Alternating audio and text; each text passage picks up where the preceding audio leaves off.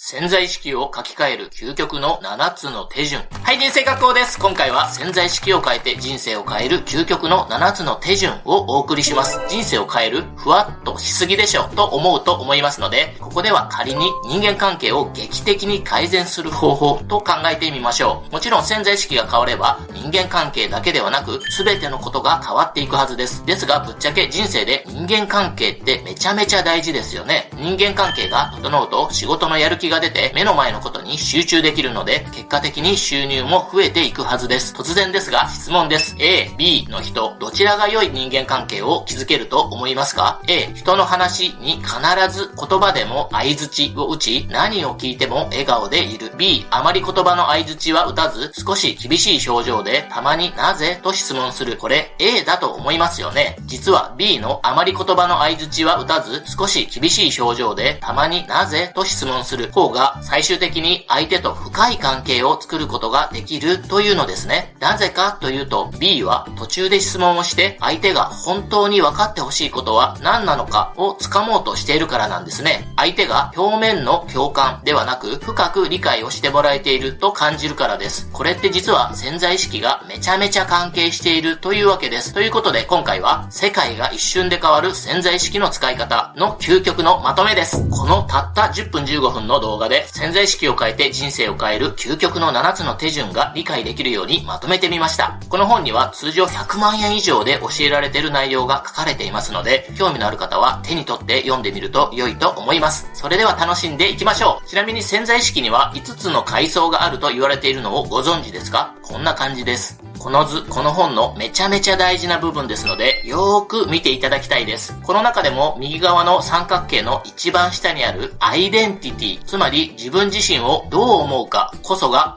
最も人に影響を与えている潜在意識の重要な部分と言います。下に行けば行くほど顕在意識に与える影響が大きいわけです。めちゃめちゃ大事なポイントは、顕在意識と潜在意識までの順番が行動、言葉、表情、思考、感情、イメージ、エネルギー、アイデンティティという点です。それでは潜在意識を変えて人生を変える究極の7つの手順いきましょう。それは1つ目、自分の言動や思考のパターンを観察する。2つ目、パターンの裏に潜む判断基準を発見する。3つ目、その判断基準ができた背景を知る。4つ目、過去を事実と解析に分けて整理する。5つ目、事実は変化しないので解析を変化させる。6つ目、新しいイメージ、アイデンティティが作る未来をイメージする。7つ目、日常で新しいイメージ、アイデンティティを選択するです。結局私たちが意識できるのは顕在意識の 1% の部分で 99% は無意識領域なんですよね。自分で自分のことを分かっているようでいて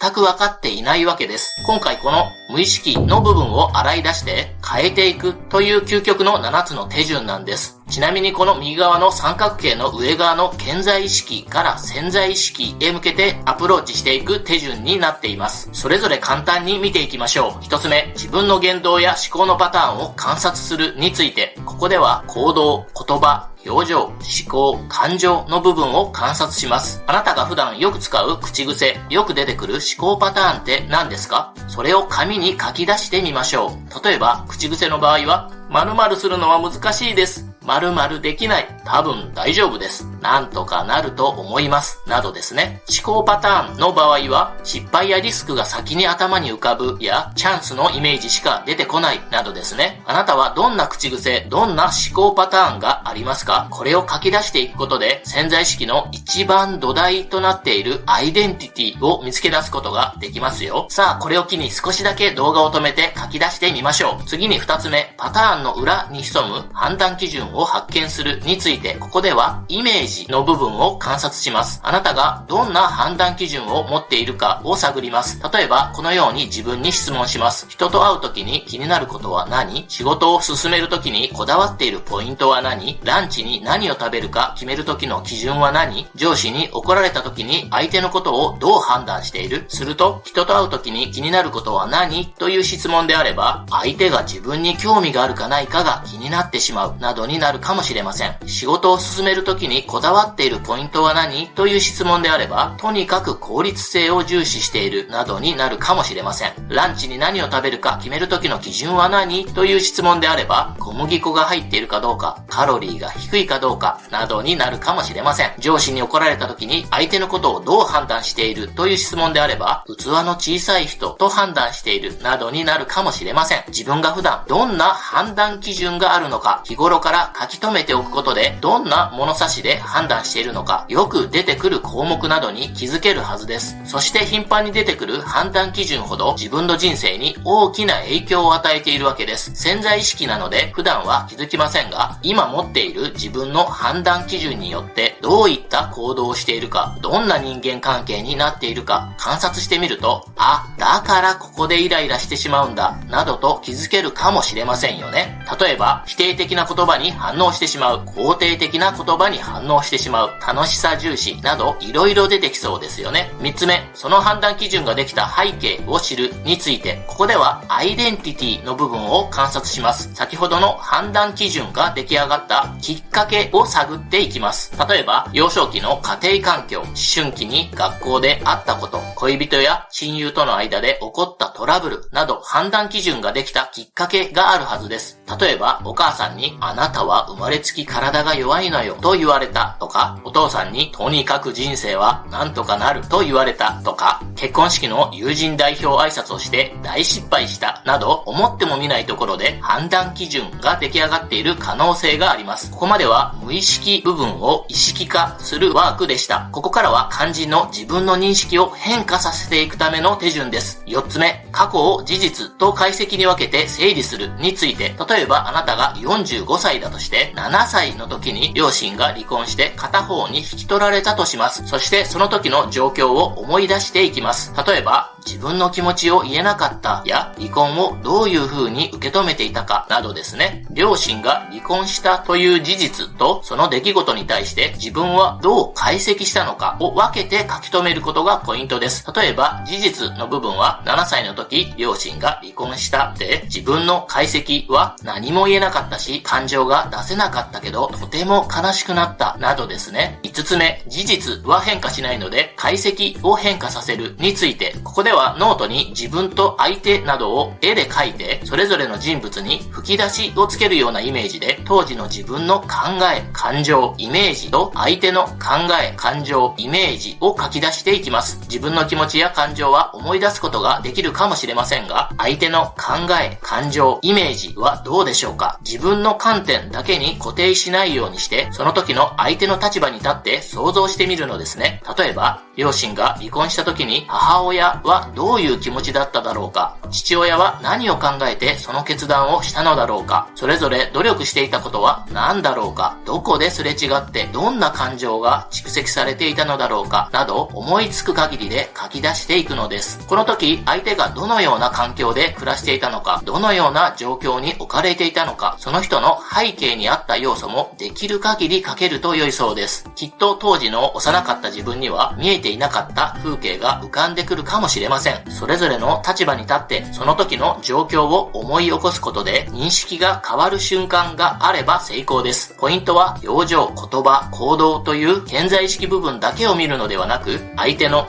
考、感情、イメージ、アイデンティティといった潜在意識部分にも注目することなんですね。つまりこの図で言うと右側の三角形の部分ですね。この表面上見えない部分を想像することで相手への認識が変わってくるというわけです。ここまでのワークで潜在意識書き換えの準備ができました。さあここからが最終奥義、目に見える世界をも変えていくための手順です。6つ目、新しいイメージ、アイデンティティが作る未来をイメージするについて、例えば完璧主義や人間不信など変えたいと願っている古い判断基準を持っていた場合、そのままにしておくとどんな人間関係が築かれるかをイメージしてみます。またアイデンティティ、つまり自分自身をどう思うかについて、私私は周りを不幸にする存在などと思っていた場合、どんな人生になりそうか、できれば最悪のケースを想像してみます。次に自分がこうありたいと願う新しい判断基準やアイデンティティをセッティングしていきます。そして新しい判断基準やアイデンティティで人間関係を築いたらどんな未来が訪れるのかをイメージしてみます。つまりバラ色の理想の姿を思いっきり楽しんでみるのです。最後に7つ目、日常で新しいイメージ、アイデンティティを選択するについて、日常生活や仕事の中で古い判断基準やアイデンティティが現れた瞬間が勝負です。今自分はどちらを選択しているのだろうかと自問しながら、それが最悪の未来につながるものであれば手放して新しい未来をもたらす方法を選ぶようにします。ちなみに新しい未来を選択しない理由について、多くの場合はこれまでの言い訳が使えなくなることへの恐れなのだそうです。つまり古い判断基準を持ったままにするメリットを潜在意識で感じているからなんですね。このことに気づいて選択をし直すことが大事なんですね。この動画をご覧いただいた方には効率よく短期間で望んだ未来を手に入れていただきたいと思っています。そしてこちらの公式 LINE では潜在意識を書き換えて自分が持つ本当の能力を 100% 引き出して望み通りの経済的、精神的豊かさ両方を実現できるようになるためのとっておきの情報を無料で配信しています。潜在意識を書き換えて望み通りの経済的、精神的豊かさ両方を実現できるようになりたいと思っているのであれば、動画下にある概要欄から公式 LINE に登録して次回の無料情報の配信をお待ちください。無料でも有料級の配信をしますので楽しみにお待ちくださいね。このチャンネルではあなたの人生を望み通りに変えるために役立つ情報、成功するために必要な本のまとめなど有益な情報と感じるものだけを厳選してできる限りわかりやすく約1週間に1本だけ配信しています。内容が役に立った場合は低評価、高評価ボタンを押していただけるととても励みになります。また一番大切に思う人に共有ボタンで教えてあげられると喜